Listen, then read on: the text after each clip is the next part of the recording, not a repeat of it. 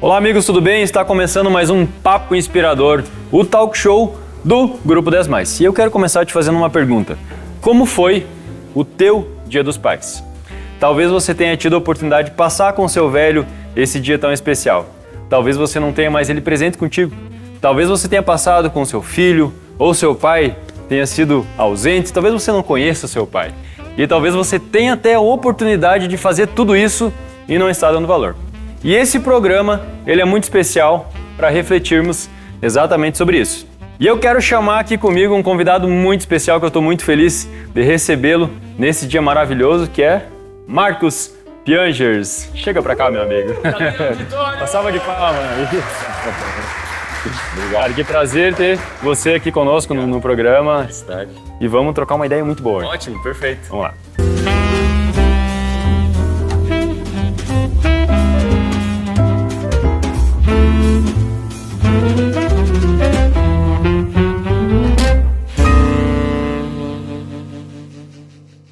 Piangers, eu estou muito feliz de te receber aqui conosco nesse programa. Esse que é o nosso segundo programa, sabe? É o segundo Papo Inspirador aqui do Grupo 10+. E nós não imaginávamos essa proporção, talvez em tão pouco tempo, em tê-lo você aqui conosco. É você que participou de vários podcasts que eu acompanhei lá, praticamente todos, com o Joel J, com o Primo Rico. Aquele episódio no Primo Rico com o João Branco lá foi sensacional, sobre propósito. E tantos outros que você participou, e para mim uma honra tê-lo aqui conosco. E eu sei que aqui na data da gravação, que é 24 de julho, está próxima de outra data que talvez seja bastante importante para ti, que é o teu aniversário, né, no dia 26, e o meu dia 29, então já tem essa... Muito parecido. Muito parecido, né? Eu quero já trazer uma surpresa. Com um bolinho. Começar com um bolinho aqui. Parabéns pra você nessa data querida.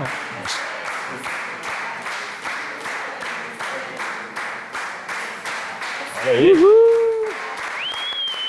Muitas felicidades, muitos anos de vida. Olha só. É big, é big, é big, é big, é big. É hora. É hora, é hora, é hora.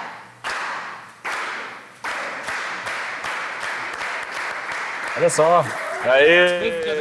Parabéns, meu irmão. Parabéns para todos nós. E aqui nós temos um presente singelo. Obrigado, obrigado. Das mais. Esse aqui, por sinal... É Grupo das Mais, não Grupo das Mães. É isso? É o 10+. 10+, o Grupo 10+. Isso. Mas também parece o Grupo das Mais, que daí são as mulheres mais top, né? Pode ser também. As mais. As mulheres do grupo 10+, com Isso. certeza são as mais. Vou abrir Não aqui. tenho dúvidas. Pode abrir que esse... Vou abrir, vai demorar um pouquinho. Eu sei que televisão não gosta muito de perder tempo. O rolo do filme é muito caro, né?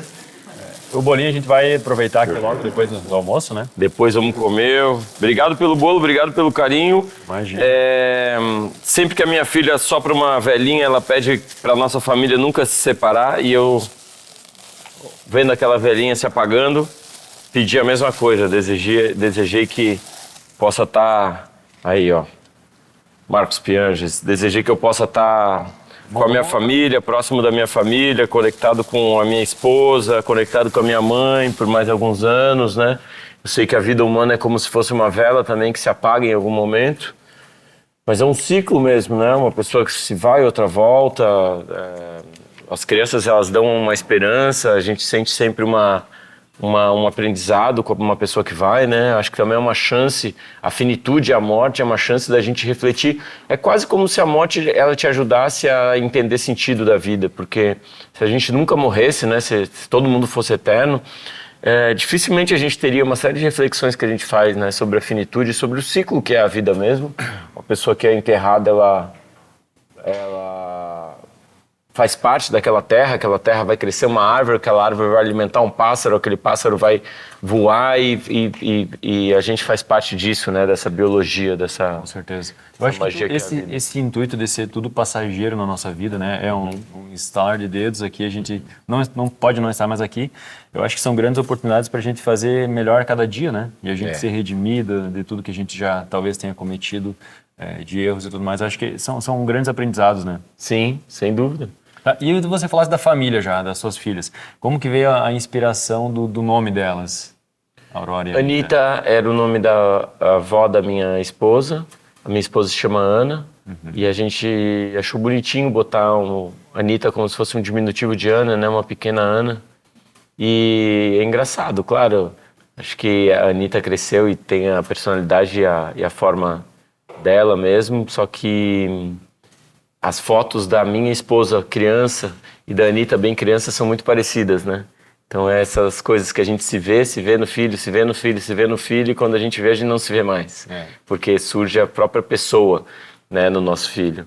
A relação que eu achei que com a Anitta era da Anitta Garibaldi mesmo, essa relação. Não, a parte engraçada é que como a gente morou em Santa Catarina, minha mãe mora em Floripa até hoje, eu nasci em Florianópolis, como a Anitta Garibaldi era a Anitta mais famosa antes de existir uma outra Anitta cantora, a Anitta, ela achava que ela era a Anitta Garibaldi. Ela falava que o nome dela era Anitta Garibaldi Piangers. Daí a gente dizia, não é Garibaldi, dela é sim, Anitta Garibaldi Piangers.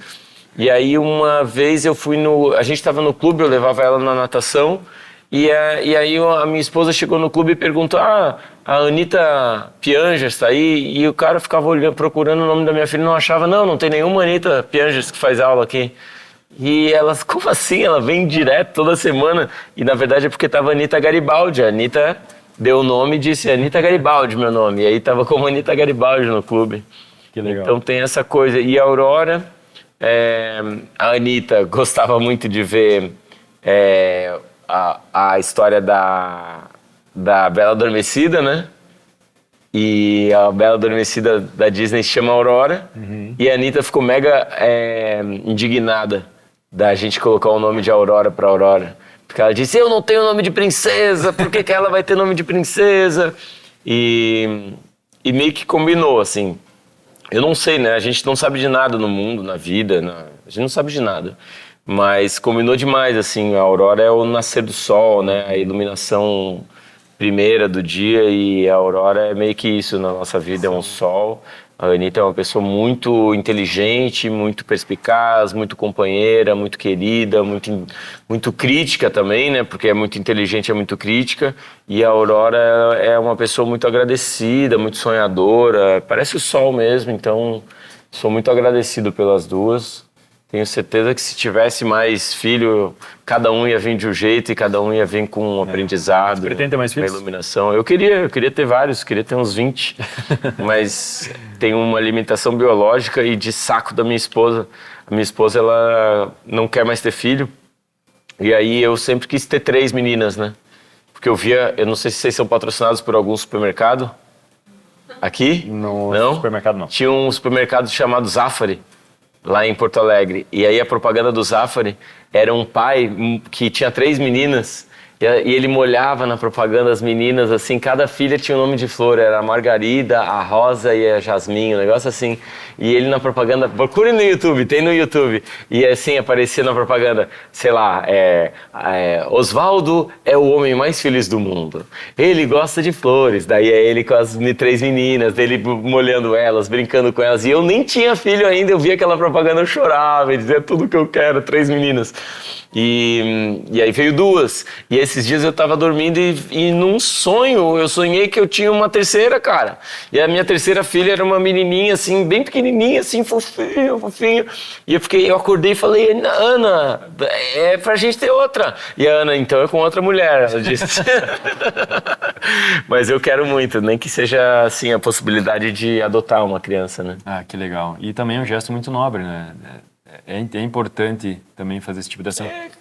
E eu acho que assim, cara, o nome das tuas filhas é incrível, é muito, muito bonito.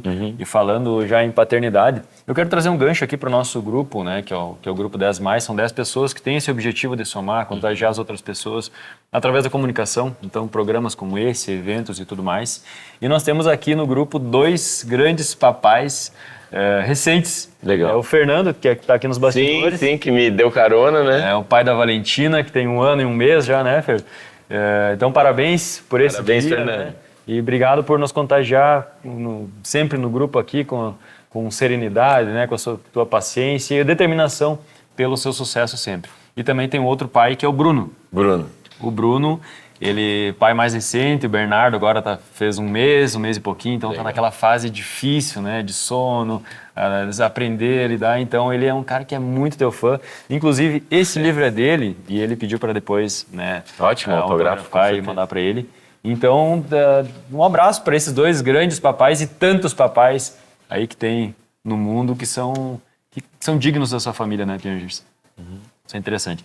Cara, eu tenho uma história também semelhante um pouco com a tua. Eu já queria te fazer uma pergunta, né, para deixar falar também, sobre... Acho que todo mundo que sabe a tua história, todo mundo te conhece.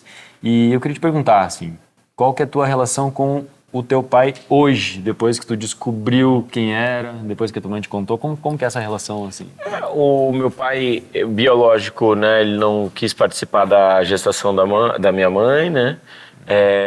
Aí a minha mãe ficou super balançada, né? Ele queria, inclusive, interromper a gravidez, aquela coisa ali bem emocionalmente desgastante ali para minha mãe, que queria me ter com todas as dificuldades.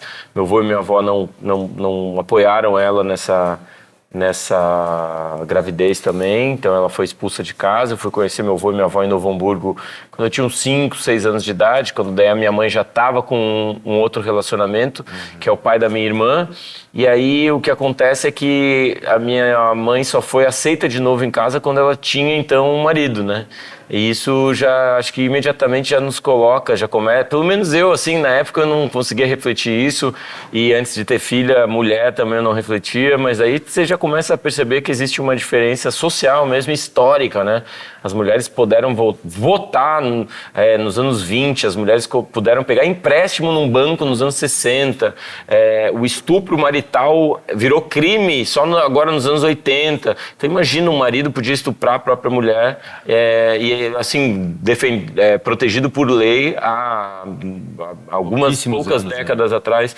Então assim, a gente tem um histórico ainda muito grande, cara, de diferença de homem e mulher, né? Minha mãe, ela sofreu tudo isso, e aí ela sofreu sem reclamar, ela foi super forte, mas assim, eu olho pra trás e digo assim, cara, a gente, homem, a gente tá acostumado com um nível de privilégio que a gente não aguentava 3 dias na pele de uma mulher, sabe? Assim, o que a mãe sofreu de desrespeito, abandono, violência. Eu me lembro da minha mãe, eu pequenininha, ela não tinha babá, a gente não tinha muito dinheiro, então ela me levava pro trabalho, e ela trabalhava primeiro numa cozinha quente pra caramba, porque ela é nutricionista, e aí a gente ficava na cozinha, ela me levava, ela tinha uma pequena salinha anexa à cozinha que ela trabalhava. Calor, todo mundo suando, aqueles cozinheiras, tudo trabalhando para alimentar o restaurante da empresa que ela trabalhava. E a gente ali, eu ia, porque a gente não tinha babá nem nada, eu saía da escola e ia para lá, e ficava brincando com grampeador, com clipes de mesa, com material de escritório. Era as mesmas brincadeiras, tipo as navezinhas, eu me lembro até hoje, eu fazia umas motocas, uns jet ski com clipes, e o grampeador também era um super jet ski. E eu me lembro, assim, que a mãe, ela trabalhando, ela teve um upgrade, ela foi daí pro administrativo desse restaurante, então a gente podia sair daquela parte que era mais calorenta do trabalho, e aí ela foi para um outro espaço, que era um espaço mais administrativo para aquela grande empresa que ela trabalhava, e eu me lembro da mãe fazendo o trabalho, tipo de conclusão de curso, do chefe dela. Eu dizia, mãe, o que você está fazendo? Eu estou fazendo o trabalho do meu chefe, que ele estava se formando na mestrado, não sei, e a minha mãe fez o trabalho do cara, velho. Entende? E assim, ela fazia Maradona, assim, não feliz, mas ela fazia muito dedicada, muito comprometida, ela entregava tudo no horário, ela se esforçou pra caramba, ela foi assim, e aí eu olho pra trás e digo, cara, como assim o chefe obrigou a minha mãe a fazer o trabalho dele na conclusão da universidade? Então, assim, a gente ainda tem mais homens com o nome John do que mulheres CEOs de empresas. Existem mais homens com o nome John, que são CEOs de empresas, do que mulheres no mundo. Interessante. Então, você pega só uma parte da parte dos homens que tem o nome John, tem mais John CEO do que mulher CEO. Então a gente ainda tem muito caminho pela frente para entender o que é ser uma mulher no mundo. Minha mãe foi essa mulher que me criou sozinha, né, até eu ter mais ou menos uns 6 anos. Depois disso, o pai da minha irmã também foi um homem violento, assim, foi um homem que não foi um super pai. Eu adoro a ideia de ter pais. Desculpa te interromper, a Débora. Débora. É a Débora que faz toda a tua assessoria. Eu quero mandar um abraço para ela também, que desde o começo que a gente tá trocando, fazendo esse ajuste de agenda aqui, eu tô lá enchendo o saco dela todos os dias lá. Então, obrigado, Débora. Que bom que tem pessoas como você aí, compreensivas, para a gente fazer esses encontros aí. Então, muito obrigado. Ela é ótima, muito boa. Legal. Piangers, eu quero também te agradecer por toda a moral que você está dando aqui, de certa forma, para todos os meios de comunicação aqui da região, né? Eu sei que você participou do Café com a Mana, a Michelle, uma pessoa incrível, que também tem tudo a ver com isso, né? Do empoderamento feminino, da postura da mulher, né? Do portal plural. Então, você é super acessível e a gente te agradece também por estar participando aqui conosco. Eu te fiz essa pergunta relacionada ao teu pai, porque a minha mãe também, eu acho que ela é parecida com a dona Heloísa, sabe? A minha mãe, ela nasceu numa família muito pobre, ela foi o 12º, 13º filho. Não, ela foi o primeiro numa família de 13 filhos. E aí, enfim, no calor do momento, no caso da minha avó, ela não aceitou ela como filha, porque talvez não tinha condições, e ela doou para uma outra família. E nessa outra família ela foi super bem acolhida. E aí ela, passando um tempo, ela engravidou numa relação que ela teve, eu surgi. E aconteceu da mesma forma do meu pai biológico acabar indo embora para outra cidade e não quis assumir nesse momento. E eu fui descobrir isso 20 e tantos anos, quando eu tinha 23 anos, né? Então, muito depois eu descobri. E não tenho traumas nesse sentido, porque eu tive a figura de um pai que foi o melhor pai do mundo para mim, que é o cara que me assumiu quando eu tinha 10 meses. Ele me assumiu e hoje ele não está mais presente conosco. Fazem 9 anos que ele faleceu. E por isso que, cara, me emociono muito falar contigo sobre essa história da tua mãe, porque eu acho que... que bom que você teve um pai, né? Com certeza, você teve um fico pai, muito feliz porque eu tenho um cara cara que... Isso é uma sorte mesmo, porque infelizmente a gente fala pouco sobre isso. No passado era mais comum ainda o abandono, é mais raro ainda um pai legal como você teve, né? Sim. Então tem que se valorizar mesmo. Com certeza, eu sou grato a tudo isso que aconteceu, porque eu tive realmente esse pai, né? Só que quando fala da mãe da gente, machuca, né? A gente tenta se colocar no lugar e é isso que você falou. Não tem como se colocar no lugar das mulheres e não tem como se colocar no lugar da nossa mãe, né? Que teve uma dor tão grande, inclusive fisicamente, pra gente sair de dentro dela, né? Então a gente não consegue imaginar tudo isso. E assim, como que funciona para ti essa questão da aceitação, Piangers? Porque para mim eu demorei um tempo assim sobre essa questão do meu pai biológico. Hoje eu, cara, amo ele porque era para ter acontecido isso. E assim, quando tu chega a se relacionar com ele, tu tem algum contato? A gente se encontrou novamente no lançamento do meu segundo livro, no Rio de Janeiro. E eu, abracei ele, falei que eu sei quem ele era, né? Que ele se sentiu muito despreparado, eu acho, né? Os homens em geral se sentem muito despreparados para isso. A maturidade do homem, ela vem depois da mulher, né? Então o homem demora um pouquinho mais para amadurecer. Na verdade, assim, eu acho que o homem não... Assim, está se aceitando hoje em dia um homem imaturo a vida toda, né? Então a gente aceita um homem que é um velho, que é tarado e que tem lá, que só quer brincar de moto e barco e que leva um monte de multa mas eu tenho dinheiro, eu pago, e que não respeita ninguém, não respeita a lei, não respeita a mulher, não respeita a família, não respeita o vizinho. Então a gente meio que aceita na sociedade, a gente celebra tanto um homem que é apenas um homem. A gente diz que o homem de sucesso é um homem que tem dinheiro. Se esse homem tiver dinheiro, então ele tem tudo, e ele pode ser imaturo até os 80 anos. Isso é muito triste. Porque a nossa sociedade ela só funciona se você tiver um tempo de ser cuidado e um outro tempo de cuidar. Não tem como funcionar uma sociedade que não cuida uns dos outros.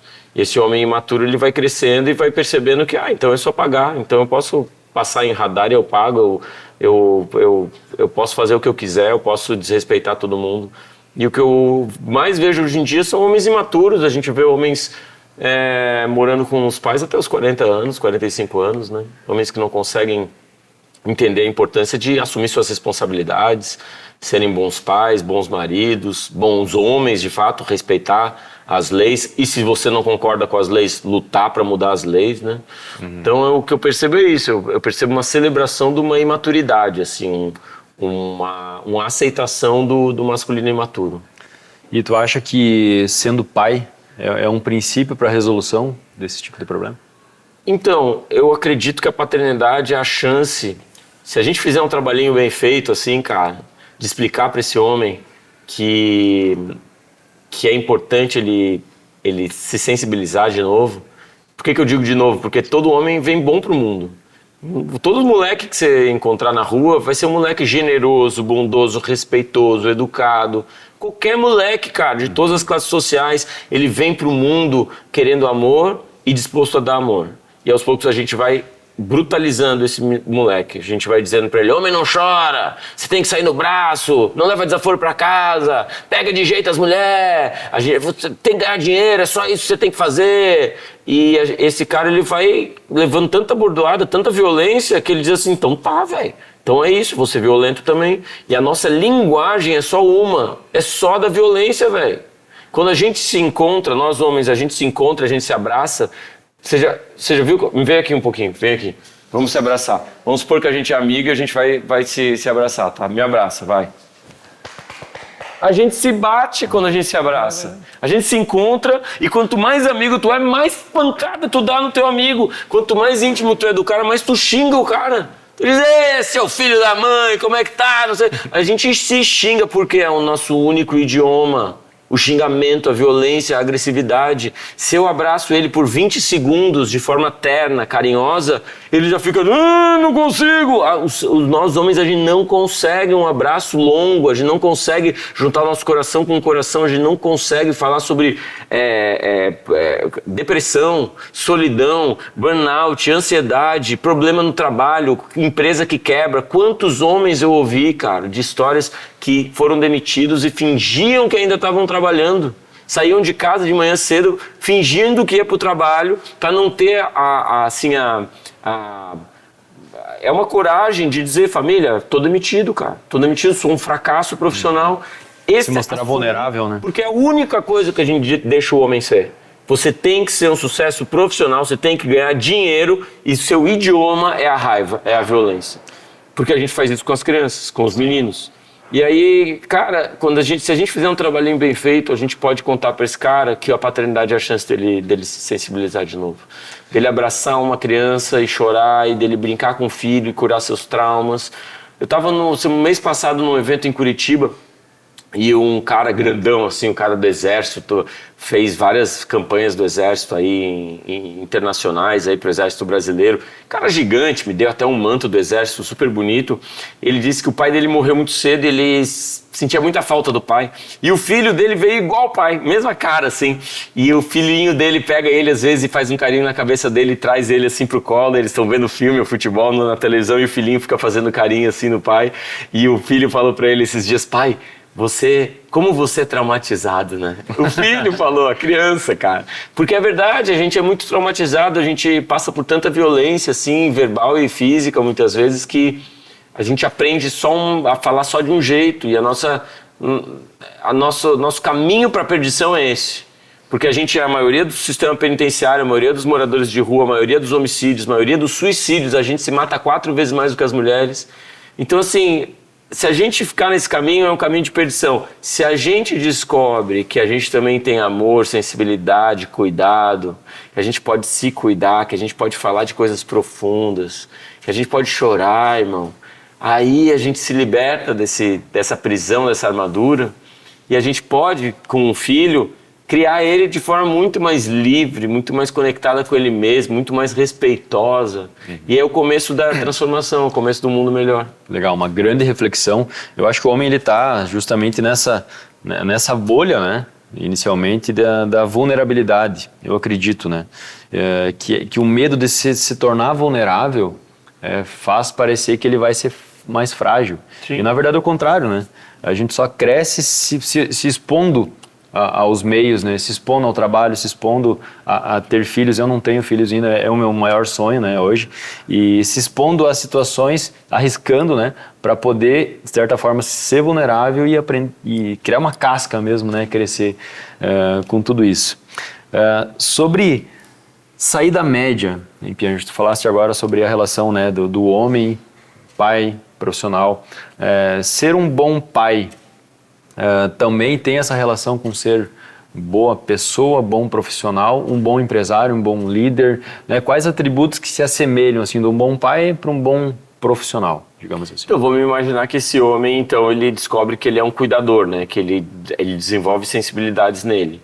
Se uma pessoa é um bom pai, ele não consegue ser um mau marido. Porque se ele for um mau marido, os filhos vão uma hora perceber. Caramba, por que você trata assim a mãe? Por que você trai a minha mãe?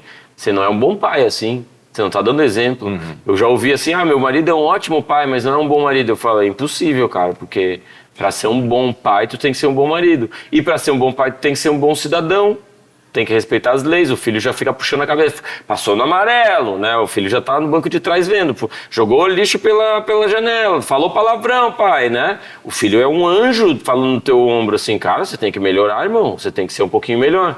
Então ali você já começa, entendi qual é a minha missão aqui. Eu tive uma época que a sociedade cuidou de mim, em geral as mulheres cuidaram de mim, minha mãe cuidou de mim, agora é a vez de eu cuidar dos outros. Eu ser esse cuidador, né, geral, cuidar do meu bairro, cuidar da minha empresa, cuidar das pessoas que trabalham na minha empresa.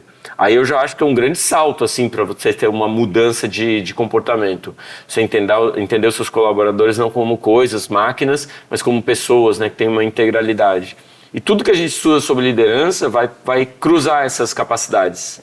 Vai cruzar essa capacidade de um ser... O líder não é necessariamente o cara que é o CEO ou um diretor. Só porque você é o diretor, isso não quer dizer que você é um líder, né? Às vezes o cara está no chão da fábrica e é um super líder. Uhum. Porque ele é inspirador e ele cuida das pessoas. Quando as pessoas têm alguma necessidade, vão até esse cara. Esse cara é um líder. Quando as pessoas têm... alguma desconexão de para onde está indo aquela empresa, vão até essa pessoa. Esse cara é um líder. Esse cara é o CVO, né? O Chief Visionary Officer. O líder é o cara que inspira o time e que cuida desse time para eles conseguirem ir naquela direção. Legal. Pierre, é muito bom te ouvir. E eu quero fazer só uma breve pausa por um momento também bem importante deste programa, que é o quadro Dia 10. Confere aí como ficou esse quadro maravilhoso, em especial de Dia dos Pais. Oi William, tudo bem? Está começando mais um quadro Dia 10 e eu tô aqui pelas ruas da cidade para conversar com algumas pessoas sobre a importância desse Dia dos Pais.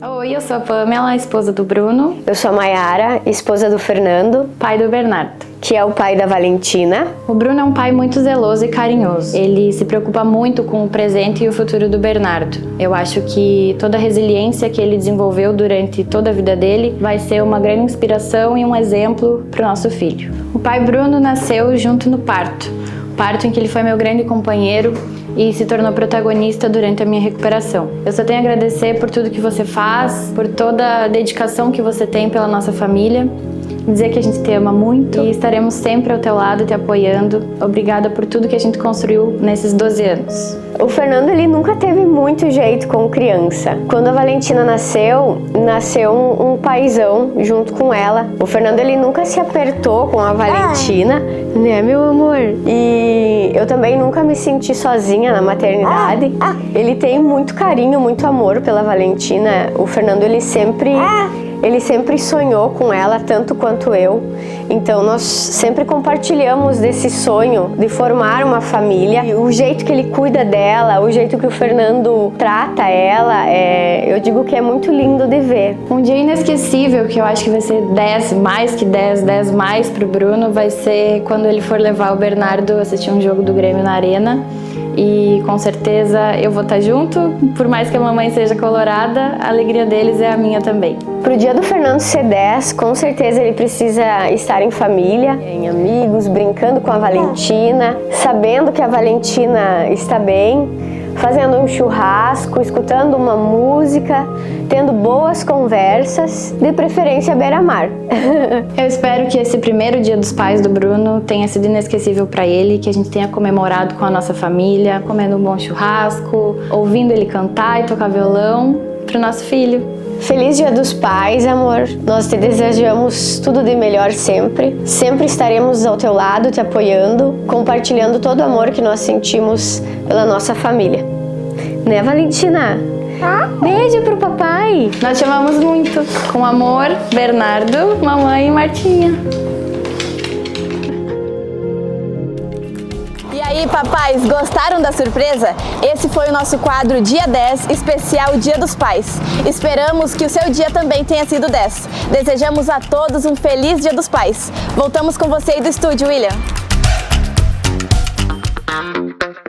O Wizard, um segundo idioma, não é mais um diferencial competitivo, e sim um pré-requisito. Venha para o Wizard Santo Ângelo e conheça os nossos cursos de inglês, espanhol e italiano. Desde.com, importadora e distribuidora, Arcor do Brasil, Coqueiro Oficial, Barilla, Búfalo Energético, Philips e Mosquita Muerta. Procure e encontre os nossos produtos no mercado ou conveniência de sua preferência. Brevet, Comunicação e Marketing, o impulso necessário para a sua empresa decolar. iFood, baixe o app, cadastre no clube e receba descontos incríveis. Para você, empresário, traga o seu estabelecimento comercial para o iFood. iFood, Ijuí, Santo Ângelo e Santa Rosa, valorizando os negócios regionais. Marcos Espíndola Fotografia, ajudando profissionais a construir uma imagem de destaque para os seus negócios. Fotos corporativas e arquitetura, mostre o seu melhor. Unibem, Unicred. Conheça o projeto Unibem do Instituto Unicred em prol da cooperativa Ecos do Verde. Mostre que você se importa. Acesse o QR Code e saiba como contribuir. Arquite, arquitetura criativa. Acreditamos na arquitetura para pessoas, como arte, experiência e resultado. A Arquite foi responsável pelo projeto do cenário do talk show Papo Inspirador. Universo dos Móveis, realizando sonhos e transformando ambientes. Indústria de móveis planejados, responsável pela execução do projeto do cenário do talk show Papo Inspirador. Primos. O Primos é uma hiperconveniência, com mercado, casa de carnes, padaria e café, churrascaria, hambúrguer e bar e eventos de experiência. Acesse o clubeprimos.com.br. Estamos de volta com esse super papo inspirador, o talk show do Grupo 10 Mais. Eu estou muito feliz hoje aqui contigo, Piangers. Está sendo muito inspirador, acredito que para todos nós. E eu quero já te fazer mais uma pergunta relacionada a... Falando bem franco, a tunda de laço, sabe? Como eu te contei a história do meu pai, te contei a história que é o meu único pai, meu verdadeiro, que eu acredito que ele sempre... que esse é o meu pai, né? Claro. Independente de sangue e tudo mais. Exato. Então, assim, eu tive que aprender muitas coisas, algumas na base da chinela, da varinha, tomei tunda de relho, já fiquei de castigo várias vezes, né? E, de certa forma, isso construiu a minha personalidade hoje, né? Enfim, pela questão da conduta, nunca usei droga, eu acho que esse talvez não é só um dos parâmetros que tem que ser avaliado, né? Mas é um que talvez eu acho que foi legal da criação dele. E aí eu quero saber como que tu pensa em relação a isso. Será que antigamente compensava uma tunda, hoje não compensa mais, ou nunca compensou? Como que é pra ti? Pra mim, é claro que assim, como eu disse lá no começo, eu não sei de nada, né? Não sei de nada mesmo, não sei de nada, não sei de nada. E acho que tudo que a gente acredita também tem que ser sempre questionado, né? Mas o que acontece? Hoje em dia a gente tem muita capacidade tecnológica de analisar o que acontece dentro do nosso corpo. Se você está inteirado com pesquisas da neurociência, a neurociência... Antes dos anos 90, só conseguia entender o que acontecia no seu cérebro. O cérebro é como se fosse tipo o computador que guia tudo no nosso corpo. A gente só conseguia entender o que acontecia no seu cérebro se acontecesse duas coisas. Se você tivesse um acidente que comprometesse uma parte do seu cérebro e isso mudasse sua personalidade. E aí, então, tem vários casos estudados no século passado de pessoas que tiveram uma parte do cérebro danificado por conta de um acidente e mudaram completamente de personalidade. E aí os cientistas, os neurocientistas começaram a entender, então essa é uma parte do cérebro que cuida disso. Ou então, se você permitisse, claro, você podia estudar também cérebro de animais ou cérebros humanos de pessoas mortas, ou então se você permitisse, se o paciente permitisse que numa operação cerebral em que você tivesse que tirar abrir o seu cérebro, o paciente permitisse que os médicos experimentassem as partes do cérebro. Antes dos anos 90 era só assim que se estudava cérebro. Depois dos anos 90 se desenvolveu tecnologias muito interessantes para entender o que acontece dentro de um cérebro humano. Então hoje em dia a gente já tem o Jaak Panksepp, é o cara que cria a neurociência afetiva, que entende que existem 7 áreas do cérebro mesmo que correspondem a emoções. Então quando você está com raiva, tem uma parte do seu cérebro que é a da raiva, uma parte do seu cérebro que é do abandono, uma parte do seu cérebro que é do cuidado, tem uma parte do nosso cérebro que é do play, que é da brincadeira, que é da risada, da diversão. Cara, é muito interessante ver o que estimula essas áreas, o que faz que pessoas sejam mais do play e mais do care, ou mais do rage, né? Então é muito interessante como a neurociência nos últimos 30 anos evoluiu e como ela nos ajuda a entender o que acontece no comportamento humano. Então você disse que o laço do seu pai, né, te construiu, né, construiu sua personalidade. E a minha análise, lendo todos os estudos nos últimos 30, 50 anos, até mais antes, porque tinha um pesquisador chamado John Bowlby, que ele faz a trilogia do attachment. John Bowlby estuda 35 anos, por 15 anos ele estuda depressão. E ele entende depressão e depois ele começa a estudar, cara, ok, as pessoas quando estão muito deprimidas precisam de tratamento, mas e a pessoa que não está deprimida, será que eu tenho como melhorar a qualidade de vida dela? Então ele faz a trilogia do attachment, são 3 livros grossões, assim, que ele estuda apego na biologia, não só humana, mas de todos os mamíferos. Então ele entende que existe algo nos mamíferos que é uma necessidade muito básica de vínculo. De vínculo atento, carinhoso, e isso em todos os mamíferos. Quando esses mamíferos estão vinculados, isso é profundamente formativo para a biologia do ser que está sendo cuidado. Tá? Então é isso que a ciência nos diz. Certo. Então quando alguém me diz assim, o meu pai me bateu bastante e isso construiu a minha personalidade, eu acho que na verdade isso destruiu a tua personalidade. Eu sei que é muito difícil a gente falar isso porque a gente ama nossos pais. Sim. Minha mãe também me bateu. Minha mãe me bateu 3 vezes de cinta. 3 vezes. E eu sentia que era um teatrinho que ela fazia. Porque ela não queria me bater, eu não queria apanhar, e ela fingia que me batia assim, meio que falsamente, eu fingia que doía pra caramba. Ai. E ela ia embora e eu ficava no quarto, tipo, beleza, fizemos nosso teatro. Por que ela me batia? Porque diziam-se em livros pediátricos desde os anos 20 de que os pais tinham que bater nos filhos.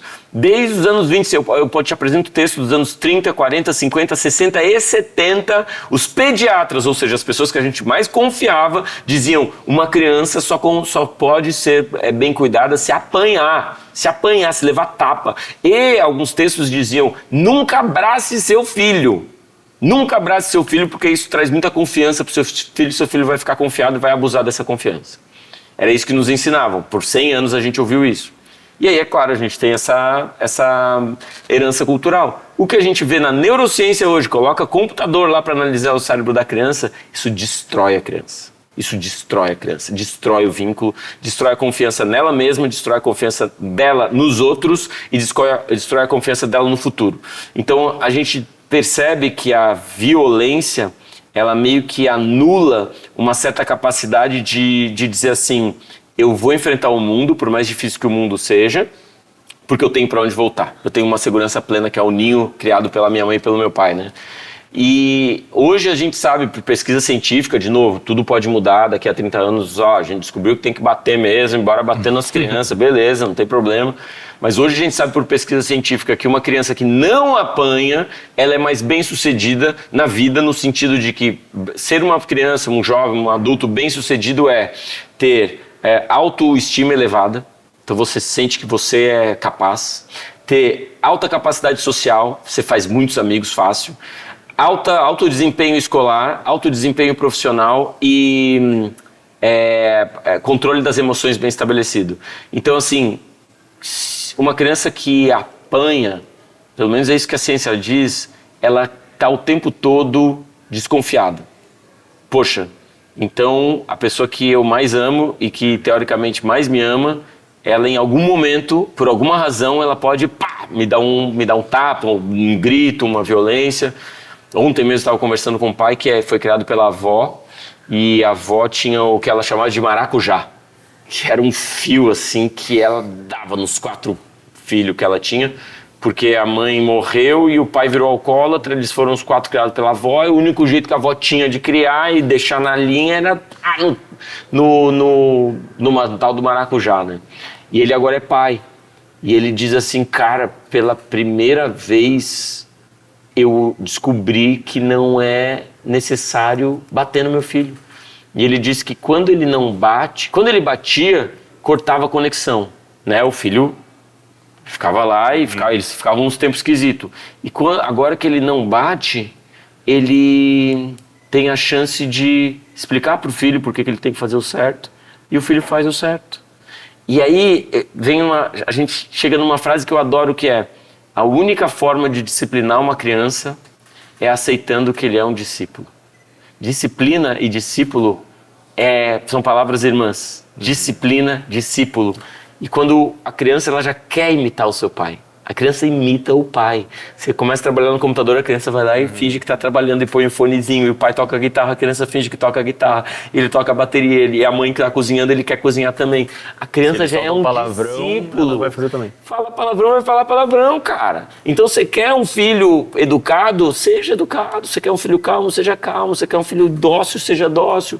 Então assim, aí é que o bicho pega, porque a gente quer que o filho seja de um jeito que a gente fala, não do jeito que a gente é. Porque a gente é cheio de falha, e é tão importante a gente curar as nossas falhas, olhar para os nossos traumas, entender os nossos desafios, e aí passar isso para a criança de uma maneira muito mais fluida e natural, que é através do exemplo. Para mim tem muito sentido isso, tem muito sentido. Concordo contigo de certa forma, acho que quando eu tiver filhos eu vou entender um pouco mais. Mas a questão é... E cara, deixa eu te falar, não tô falando isso do ponto de vista só científico, é da prática mesmo, porque a minha filha Anitta, cara, eu falei coisas pra ela, eu nunca bati na Anitta, mas eu falei coisas que eu me arrependo tanto, velho, do tipo assim... Se tu não fizer isso, eu vou te tirar isso que tu gosta pra caramba, se tu fizer... E eu sinto, eu não sei se é a culpa falando no meu coração, mas eu sinto que eu traumatizei minha filha, velho. Eu sinto que a Anitta é mais insegura pelas coisas que eu falei pra ela, sabe? Eu sinto, eu juro pra ti, cara, eu já tratei em terapia isso, eu continuo conversando sobre isso em terapia. Eu sinto que eu traumatizei a Anitta. E com a Aurora, meu, eu me lembro claramente de um dia... que, cara, olha a bobagem que é. Era um dia que eu levei ela na praça e aí tinha os brinquedos da prefeitura e aí as crianças podiam pegar os brinquedos e aí ela queria um brinquedo que já tinha outra criança brincando e eu falei, a Aurora tem um monte de brinquedo aqui e ela não queria aquele. Claro, hoje em dia que eu estudei neurociência eu sei que ela estava com um foco naquele, então é muito difícil para a criança largar o foco. A criança até os 4 anos não tem essa capacidade de flexibilizar foco. Então ela estava focada naquele, era aquele que ela queria, ela começou a chorar e eu peguei a minha filhinha, cara, pelos braços e chacoalhei ela e disse, Aurora, brinca com outro brinquedo, eu te trouxe aqui, tu é uma ingrata. E eu me lembro de sentir que a minha vontade de prender ela lá no carro e deixar ela no carro para ela passar um tempo ali pensando. Só que naquela época eu já tinha informação sobre a violência verbal e física. E naquele dia eu balancei ela assim e respirei fundo e abracei ela e disse, desculpa filha, tudo bem, tudo bem. E aí beleza, conduzi de outra forma e a partir daquele dia eu pensei, cara, vou tentar esse outro jeito que me disseram, porque pra mim parecia um absurdo. Os pais que falam sobre não bater em filhos, pais que falam sobre não castigar o filho, parecia um absurdo pra mim, tipo, como, velho? Impossível criar um filho sem castigar, porque é o único jeito dele entender causa e consequência. Não é, cara. A partir daquele dia passei a fazer combinadinhos, causa e assim, explicar pra ela, teatralizar, exemplificar, explicar pra ela os momentos, cara, melhorou tanto, tanto, tanto a minha vida. Eu acho que isso responde a próxima pergunta que eu ia te fazer, né? Qual que é o limite para essa educação? O que seriam, digamos, que... Cara, é porque assim, quando você bate na criança ou castiga a criança não entende. Ela não entende por que ela está ali privada da coisa que ela quer, privada da relação com os pais, por que ela apanhou, ela não entende. O cérebro de uma pessoa vai ficar pronto completamente aos 25 anos. Uhum. É como se o nosso braço não tivesse formado ainda e você dissesse para a criança, pega essa xícara aí, vai, pega a xícara, e ele não tem mão ainda. Então ele fica tentando, cara... Olha a violência que a gente causa. A criança não formou a parte do cérebro que entende causa e consequência e a gente fica gritando com ela. Já te falei 1000 vezes. Ela não tem a parte, não tem a mão. E a gente fica dizendo, pega as coisas, vai. Não tem como, porque é físico o negócio. Não tem ainda a parte do cérebro que entende causa e consequência e a gente fica tentando fazer a criança entender causa e consequência. É impossível. E a criança, então, como ela não tem essa área ainda, ela fica... assim, completamente desamparada. Ela não sabe o que está acontecendo. E aí o que a gente mais vê é assim, a criança lá de 10 anos, que já entende um pouco de causa e consequência, ela faz alguma coisa, leva uma sova de laço, beleza. Aí ela vai tentar fazer uma coisinha que é um pouquinho menos do que ela fez, porque para ela está testando o que faz ela apanhar. E se ela chega ali aos 14, 15 anos... é aquela pessoa que vai fazer umas coisas meio escondidas, vai pegar o carro do pai escondido, porque assim, ela está testando, é um teste constante para entender o que apanha e o que não apanha. Ao invés do pai simplesmente explicar, olha só, tem uma consequência assim, se você faz isso, pô, você pode cair e tal, isso me deixa super brabo e descontrolado, e é assim que funcionam as coisas, e se você fizer isso, pô, eu vou ficar muito, né, angustiado, porque eu não sei se você vai se machucar e tudo mais. Ou seja, se tudo for bem explicado, a criança entende. Então, o que a gente, hoje em dia, né, de novo, tudo pode mudar, mas hoje em dia, o que a gente diz que uma criança se torna uma criança educada, comportada, né, exemplo, depois combinado, você combina com a criança e exemplo, explicação e combinado. Então o exemplo, você dá o exemplo, com o passar dos anos a criança começa a perceber que é mais fácil jogar lixo no chão do que no lixo. E aí ela fica pensando, por que meu pai joga sempre no lixo? Por que meu pai joga sempre no lixo? Aí você explica pra criança, porque se todo mundo jogar no chão, entope coisa, imagina a sujeira que vai ser. Então tem exemplo, depois explicação, porque agora ela já entende o mundo, ela já questiona o mundo e é hora de explicar. E depois combinados. Olha só, eu notei que você tá dormindo muito tarde. Vamos combinar uma coisa? A gente combina assim, assim, assim, assado. Aí você combina... de preferência anota, de preferência você põe em cola no quarto da criança, a criança vê aquele combinado, a criança se esforça porque ela é seu discípulo, ela quer te agradar, ela se esforça para fazer os combinados foram feitos em conjunto, ou seja, foram discutidos. Ah não, pai, 9 horas é muito cedo para dormir, tá, 9h20 então. Tá, 9h20, o combinado foi feito junto, ela se sente empoderada, responsabilizada e ela vai atrás do combinado, é assim que a gente forma um cidadão que entende as regras e respeita as regras. Então, eu entendo as pessoas do passado que usavam a violência. As ferramentas que tinham, né? Cara, era a ferramenta que tinha, do jeito que tinha, foi o jeito que eles foram criados e mais, cara. Eu me lembro de conversar com um pai que disse o seguinte, eu sinto que o meu filho é ingrato porque eu bato nele menos do que o meu pai me batia. Então, olha que interessante. Ponto de referência você é totalmente apanha pra caramba, e aí você bate um pouquinho menos, e o filho reclama, o filho não gosta de apanhar. E você diz, ingrato, porque eu apanhava muito mais. Só que o filho não tem essa régua. O filho não sabia que tinha violência no passado. O filho só quer vínculo, carinho, amor, afeto e atenção. Aí alguns pais dizem, mas isso vai mimar. Não, olha como é louco. A gente mima os filhos quando a gente faz por eles o que eles conseguem fazer sozinhos. Isso é mimar. Deixa que a mamãe te veste, deixa que eu te dou comida na boca, deixa que eu te levo na escola. Tudo que você faz pelo seu filho que ele já conseguiria fazer sozinho é mimar. E tudo que você pode dar abundantemente, que é atenção, carinho, afeto, amor, alimentação saudável, poesia, música, esporte, amizades, tudo isso você pode dar vontade para ele, é totalmente liberado. Na sociedade moderna a gente limita todo esse carinho e afeto, porque a gente não tem tempo para nada, a gente não dá atenção para os filhos, e a gente libera coisas, libera iPad, libera iPhone, libera doce, libera televisão, videogame, ou seja, a gente faz exatamente o contrário. Em vez de dar bastante afeto, atenção, carinho, vínculo, a gente dá bastante coisa para substituir essa nossa falta de tempo. E esse monte de coisa mima as crianças. E é muito, a gente vê muito na realidade hoje isso, né? A questão de, senta aí para almoçar e fica quieto enquanto eu e teu pai a gente conversa, que é conversa de adulto. Eu acho que é uma conversa gigante que a gente vai até o final do dia, né, conversando sobre isso. Mas eu quero já começar a encaminhar a nossa conversa para o final. Eu sei que você tem outros compromissos, tem um voo para pegar em seguida.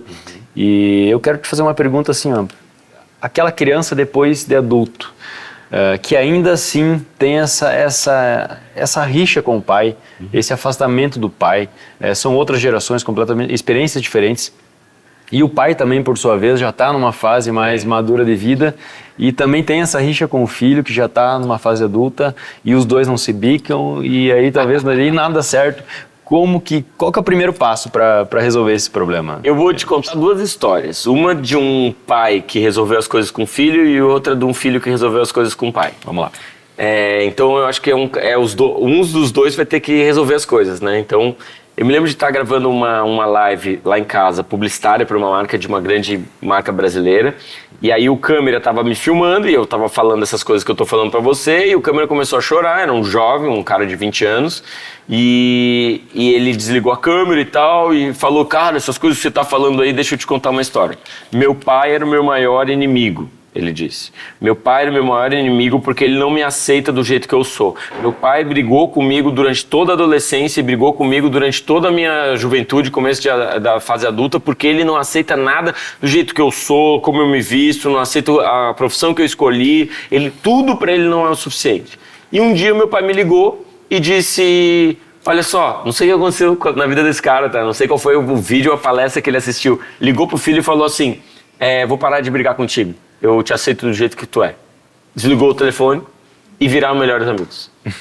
E ele me disse chorando, cara, meu pai hoje é o meu melhor amigo, cara. Meu melhor amigo. A gente conversa, vê jogo de futebol, passeia. Ele me aceitou, finalmente ele me aceitou do jeito que eu sou, velho. Porque meu pai tava o tempo todo querendo me controlar, ou querendo dizer pra eu fazer alguma coisa. Que, de alguma forma, é amor. É o jeito dele, do pai, de expressar amor. E às vezes nossos pais nos dizem, eu te amo, e a gente ouve, eu te odeio. Então, dessa vez foi o pai que decidiu mudar. E o pai que decidiu reaprender a dizer eu te amo. Ele estava tentando dizer eu te amo, dizendo não faz assim, faz assado, escolhe essa profissão, você vai ganhar mais dinheiro. Ele queria o bem do filho, mas ele estava falando do jeito errado. E ele disse, o jeito certo de dizer eu te amo pro meu filho é eu te aceito, então eu vou dizer eu te aceito. E fechou, encaixou os dois.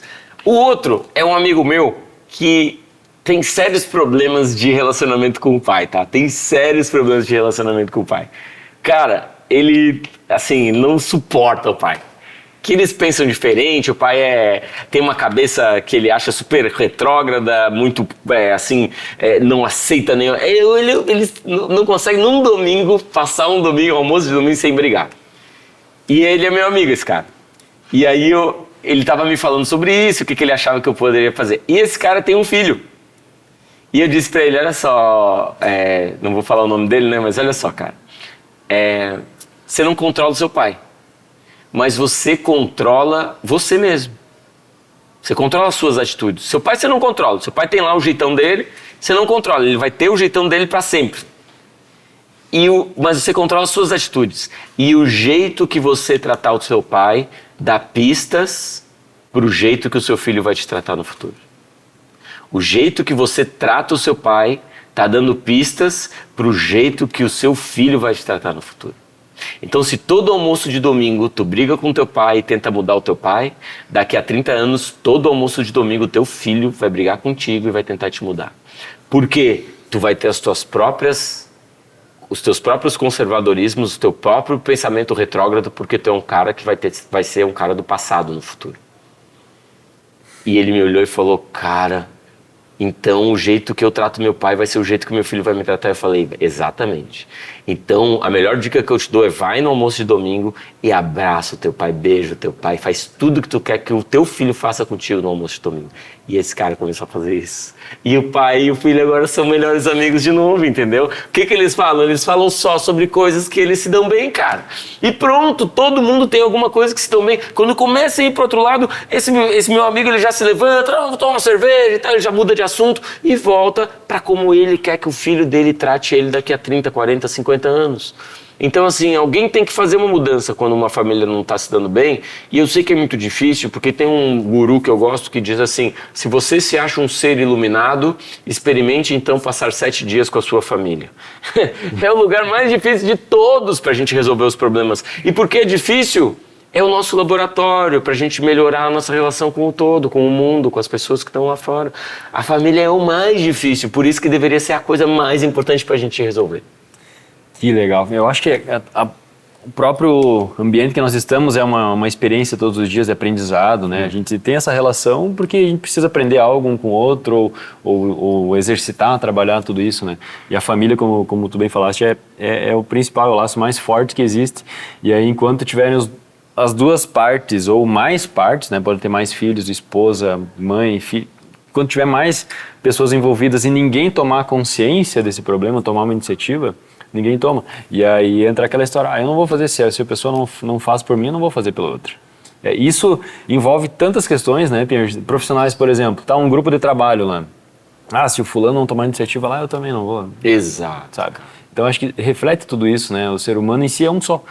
É engraçado porque a pessoa que toma iniciativa, a pessoa que decide ser positiva, a pessoa que decide se abrir para o mundo, dizer sim para as coisas, decide abafar o seu orgulho e priorizar o outro. Se essa expor, pessoa, né? ela começa a crescer, cara. Ela começa a crescer.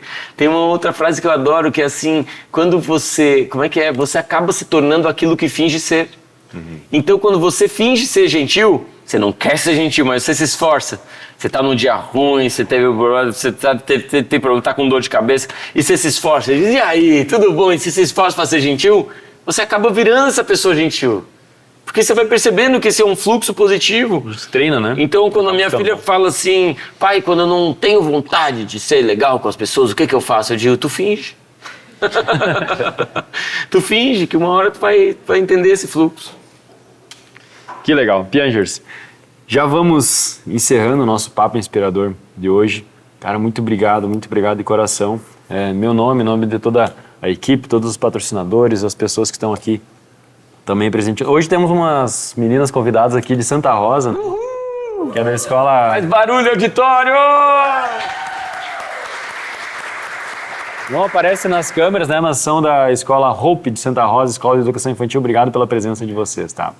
Então, Piangers, eu gostaria que você deixasse, então, talvez para todos os pais ou todos os filhos, todas as pessoas, né, que talvez estejam nos assistindo, um papo inspirador. Que esse é a nossa vibe, sabe? Essa é a nossa ideia. Ter um papo inspirador sobre diversos temas, sobre esporte, cultura, lazer, empreendedorismo, sobre paternidade, sobre tudo ser humano. E a gente encerra, né, com uma mensagem que talvez faça, entre tantas que façam sentido para ti, algo que talvez possa tocar, especialmente neste Dia dos Pais, que talvez possa ser um marco para aquela pessoa que precisa quebrar algum tipo de crença limitante nesse dia. Pode deixar essa mensagem para nós. Eu acho que vale a pena a gente fazer a seguinte reflexão, tá?